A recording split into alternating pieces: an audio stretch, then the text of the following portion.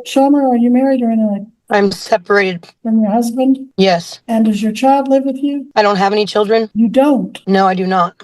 You did when I met you. What happened to the child you had when I met you? No, I did never have a child. I've never had. All right, Mr. McClendon, how does your client wish to proceed at this time? Judge, we're on for sentencing today. You wanted to see her drug and alcohol evaluation. I believe I filed it under a seal, but I did file it this morning with the court. Yes, please proceed. Recommendations for sentencing, Ms. Gillette? Judge, we started her sentencing to, she pled to count 1. You originally were going to order the 6 months underlying and 12 months probation, court cost probation fee, KBI lab fee, booking fee, may transfer to her community corrections officer. So she reports to one person. She is on community corrections on a different case, out of, Jackson County District Court. And so I believe you wanted a drug and alcohol evaluation to have her follow all of those potential recommendations as well with her community correction officer. All right. I do confirm what you're saying, Ms. Gillette, as far as sentencing being set over to today. So I could see that evaluation. She's the young lady that works at Kissa in Sedan, Montgomery County. She is the she works at an alcohol and drug evaluation facility where she also got, she works there and she gets her alcohol and drug treatment there. I graduated, but yes. Oh, you've graduated since I saw you last. Okay. Well, I have in my hands a clinical summary report from Substance Abuse Center of Kansas, Inc. Is that the same as where you work, Miss Schomer? No, ma'am. All right. It's not exactly a clinical summary report is not what I typically consider as a drug and alcohol evaluation. Judge, I did receive a full, is probably 15-page report. That's what I filed with the court. This 2-page report? No, don't let him in. Yes. And I have both in my file, Your Honor. If you want me to run the 14 pages that are additional upstairs, we can have a runner do that. Well, the summary says she's been using methamphetamines as her first substance of choice since age 14 with regular use starting then too. Does the detailed report have anything different than that, Ms. Gillette? Judge, the longer report just includes like all of the things that they talked about in her meeting, kind of the full evaluation. But the summary is about the same.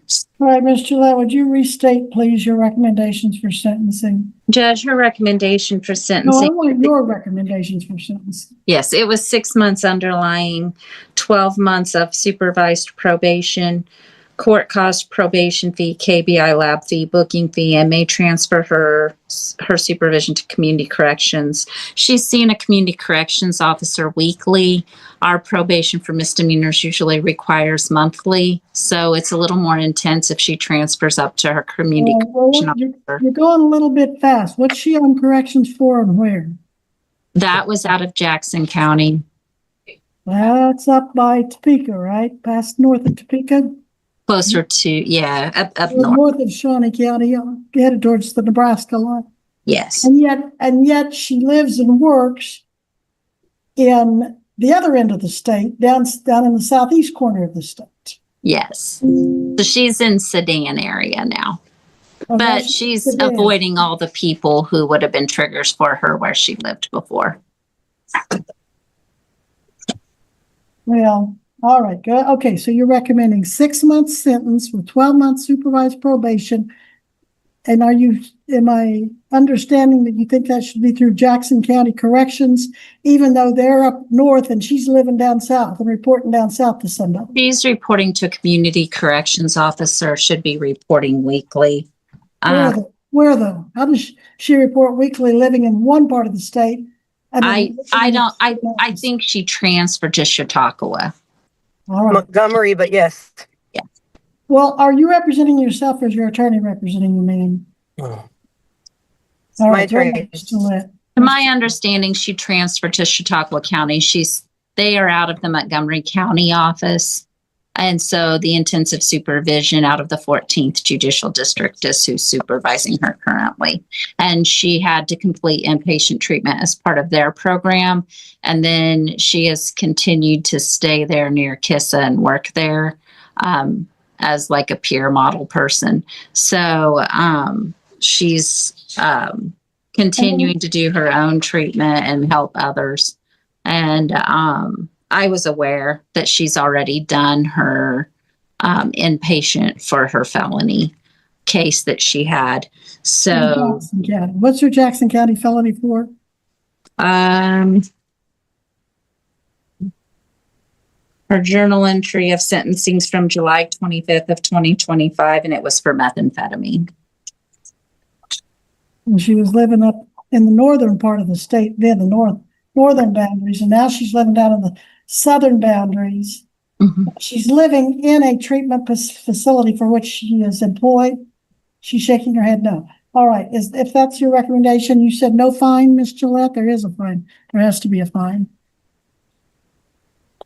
She pled to count one, which was possession. The marijuana. Okay, no, she didn't have a DUI. Okay. Possession of marijuana. But you don't recommend any fine for her? No. Okay. She would have court costs, probation fee, KBI lab, booking fee, attorney's fees as you direct. And since she's doing, I believe, Senate Bill 123, she's in intensive supervision already. So, right. So Ms. Gillette, with what we know about her history and what we know about her in this case and what I'm hearing about her in Jackson County, your recommendation is what again? You're not recommending she do any time. 6 months underlying with 12 months of supervision that can be transferred with her community corrections. All right. So you're recommending that she not serve any time unless she violates her corrections. Is that it? And that's correct. And your recommendation is her corrections be for 12 months. Yes. Concurrent with her Jackson County, even though she's living in Chautauqua. All right, Mr. McClendon, straighten this out for me. Who is she reporting to? Is it Jackson County or is it Chautauqua County? Judge, from what I believe she's reporting to Montgomery County. Montgomery County, and that's on a... essentially, Montgomery County is like the 13th, in which, people from Elk County and Greenwood County report from Butler. So that's where it's the same. All right. But you believe, is that a courtesy supervision or did she have charges in Montgomery County? That's a courtesy supervision, Your Honor. All right. And what are your recommendations, or are they the same as Ms. Gillette's? They'd be the same as Ms. Gillette's. 6 months underlying, 12 months probation, standard fines. This did start as a bids case, so that would have to be that language would be said, Your Honor. And what are your attorney fees to date? $948 before this hearing, Your Honor. Okay. All right. And where does your client work? Is it at the Substance Abuse Center? Is that her employer? It's KISA, which is somewhat of the same. It's more of a sober living home, from what I recall. Did we ever figure out what KISA stands for? She said it stand for something amen, but yet I remember the owners of it saying they put their names together to get KISA. Do you know what it means? I don't. Okay. And it may have absolutely no relevance, but I just thought it was interesting that I'm getting conflicting reports. All right. So let's take a little bit review of this. Is Ms. Schaummer married?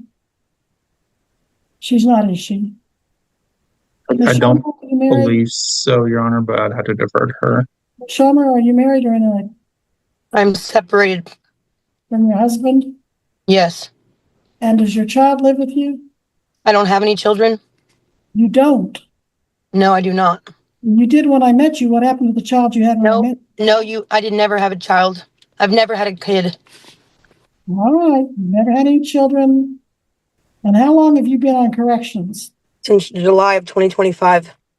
And that's for possession of methamphetamine. Yes, ma'am. All right, January 13th, 2026, at the status conference. No contest to count one marijuana after a prior conviction.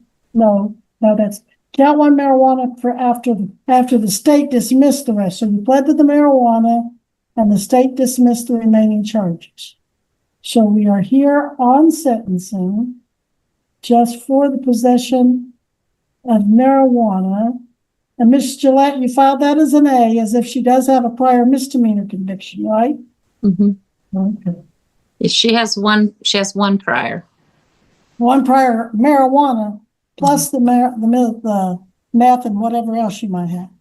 All right. At this time, I am going to sentence the defendant to possession of marijuana after prior conviction, a Class A misdemeanor, to 12 months in the county jail. And I'm going to, with her history of drug use, I am going to order a fine. How much do they pay you at Kissa? What's your income from there? I might make $12 an hour. Well, how much do you make a month? Probably 1,500. And do they pay your rent? Is that part of your No, they do not. What do you pay for rent? 400 a month. What other utility or what other expenses such as utilities do you have? I have a phone bill And how much is it? and $100 a month. I have car insurance. It's $130 a month. Do you have a car? Yes, I do. Is it paid for in full? Yes, ma'am. Okay. Anything else? That I pay. Yes. I pay I pay my fines on my other cases. How much per month do you pay for those? $225. Is that for how many cases? 2. What counties are they out of? Butler and Jackson. Are you on corrections in both of those? No, just corrections in Jackson County and misdemeanor probation in Butler County. But I also I report there once a month to Butler County. For corrections or court services? Court services. And what drug treatment have you actually done? Tell me about that. I completed inpatient treatment. I just recently started doing an outpatient in Fort County in relapse prevention. That's what the drug and alcohol evaluation recommended. What did you do with CareArc Inc.? Was that that wasn't a treatment or that was just medical? That was medical. Okay. What happened with your, you got no driving without insurance dismissed in Lyon County, is that right? I haven't been pulled over in Lyon County. It's been a couple of years ago. Well, 2024, it was dismissed. Is that right? Yeah, I got insurance on my car. That I didn't have insurance for one day because I transferred companies, so it lapsed for one day. Well, it says they filed it on October 8th of 2024 and they dismissed till October 22nd. So you must have convinced them that you had proof of insurance because you did, in fact, what you're telling me. I did. Yes, I did. Okay, very good. And this unknown felony offense date of 12/30/24 in Jackson County, is that the meth that I'm hearing about? I mean, I assume so. Yes, that's the one time I've been arrested in Jackson County. So Arrested in 24 and then convicted 25 this year. yes, ma'am. Okay. And then in Jackson, you also had possession of marijuana, possession with intent to use drug paraphernalia in 25 as well. Are you acknowledging that? Yes, ma'am. And here's the 24 in Jackson. Started out battery, use or possession with intent to use drug paraphernalia, driving while suspended. And it looks like you ended up pleading to an amendment of possession of THC in May of 2025. Is that right? In Jackson County also? Yes, ma'am. Thank you. And then here's our chargeback in Greenwood. We're actually first on the list of all of those that I just went over. All right. 12 months no fine, but you will need to pay $100 bids application fee and your attorney fees, and those need to be journalized.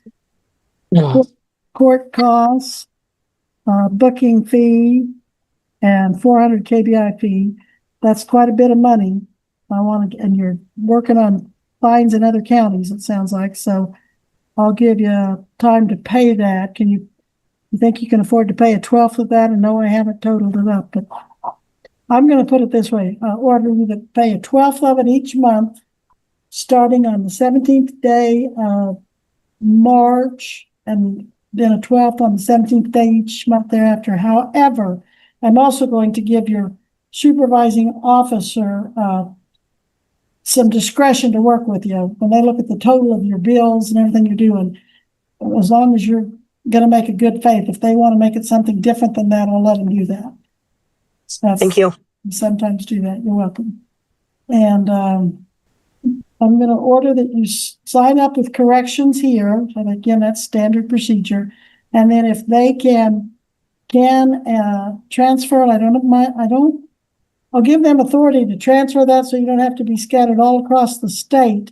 But I do want court services to really narrow down that you are being supervised, because I just, from what I have heard, I'm skeptical about the supervision you're getting when you live in the north border of the state and are being supervised in the southern border, or vice versa. I want probation or corrections to really look into that and make sure you're really being supervised. You will need to comply with standard conditions. There's to be absolutely no use or contact with or possession of alcohol, illegal drugs. Just standard procedure on that. They can go over that with you. You probably already know it if you're on corrections in several counties. And follow up with any recommended treatments, if any, although it says your client, this Substance Abuse Center of Kansas, the SAC evaluation, talks about you being currently on community corrections in Jackson County. It says your community corrections is currently being revoked in Jackson County due to your current charge and positive UAs. Ms. Gillette, you read that in here? I looked at her case before the last sentencing day in January. I haven't looked since January. Well, this report, I'm sorry, the positive UAs and stuff was before I went to treatment. That's why I went to treatment in October. okay, I'm just telling you what the evaluation says. Clinical summary report. It's not even, again, it's not what I would call an evaluation. But the assessment date, it says date of assessment 2/9/26. Client is currently, and I'm quoting, client is currently on community corrections in Jackson County. Her community corrections is currently being revoked due to her current charge and positive UAs. She is also on probation in Butler County. The client has a pending charge of misdemeanor possession of marijuana from Greenwood County.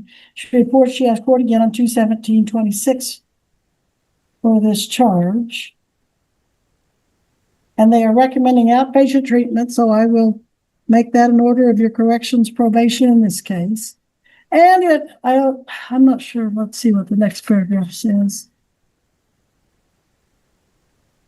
That's level 1 outpatient treatment for relapse prevention. And it looks like they've discussed several options for treatment with you. Make sure you sign any necessary consents for your probation corrections to consult with treatment and any other providers necessary. Are you in treatment right now in Fort County Mental Health Center for anything? No, ma'am, no. Well, this recommends, this report says client is recommended to seek mental health services. Yes, she told me that I needed to do relapse prevention. And so I called them and they told me they would call me on Wednesday, which is tomorrow. Well, I'm going to order that you follow that recommendation too, that you seek mental health services with Fort County Mental Health or whoever your probation officer corrections officer agrees with. The probation will be supervised by corrections in this county. Now, they have authority to do, like I said, they can transfer supervision as long as they make sure it's being adequately supervised. Is there any no contacts we need to order, Ms. Gillette? I don't believe so. No co-defendants, anything like that? As far as I know, she's not having contact with them. She's doing, Well, why don't you say their names so we can put them in the journal entry just for I minutes? don't know if she, look, Judge. All right, well, let's just put it the way we often do. No contact with any co-defendants, no contact with anyone who uses alcohol or illegal drugs, or anybody's on supervision for that or has a record of convictions for that. Stay away from them. Because what I'm reading here is you've got a real uphill battle to fight, staying away from this meth addiction. Judge, her co-defendant in this case was Ms. Mock, and I don't think she's having any contact with Ms. Mock anymore. Margaret Mock. Yes. No contact with Margaret Mock. How about all those guys that Margaret Mock came to court with? That was a different case, unrelated to this, right? Unrelated to this. But they all have their issues. So stay away from any of those people that use the alcohol or illegal drugs, because they could get you caught into something so easily and undo any progress that you're trying to make. Anything else we need to address, Mr. McClendon or Ms. Gillette? No, Your Honor. Well, I'm concerned about you, Ms. Schomer, that you've apparently gotten the confidence of the county attorney that they've made these agreements with you. And so I hope you don't let them down. I do wish you the best, but as soon as this hearing's over, you need to contact our community corrections officer. Do we need to get that number for her, or do you have that? I can get it for a judge. All right, thank you. All right, nothing further. We'll be in recess. Oh, and this is for, our underlying charge is 12 months. Our supervision is 12 months as well. Okay, you may go, Ms. Schomer. Thank you. You're welcome. And This courtroom hearing begins with what appears to be a routine sentencing, but it quickly turns into a detailed examination of the defendant's past. The judge notices several inconsistencies in the woman's statements and carefully reviews her criminal history, treatment records, and probation status across multiple counties. The defendant explains that she has completed inpatient drug treatment, found work at a recovery facility, and is trying to rebuild her life. However, the judge remains cautious. Questions about previous methamphetamine use, multiple drug-related convictions, and conflicting supervision records raise concerns about whether she is truly on the right path. Rather than accepting every answer at face value, the judge takes time to verify each detail before making a final decision. After hearing from both attorneys and reviewing the evidence, the judge decides not to send the defendant directly to jail. Instead, she imposes a 12-month suspended jail sentence, supervised probation, court costs, and mandatory compliance with drug treatment and mental health recommendations. The judge also warns her to avoid anyone involved with drugs or criminal activity, making it clear that another mistake could have serious consequences. This case highlights how modern courts often try to balance accountability with rehabilitation. The judge recognizes the defendant's efforts to recover, but also understands the risks of relapse given her lengthy history. In the end, the defendant is given another opportunity to prove that she can change her life, but with strict conditions and close supervision. What do you think? Did the judge make the right decision by giving her another chance? Or should the sentence have been more severe? Let us know your thoughts in the comments. And don't forget to like, subscribe, and turn on notifications for more real courtroom stories.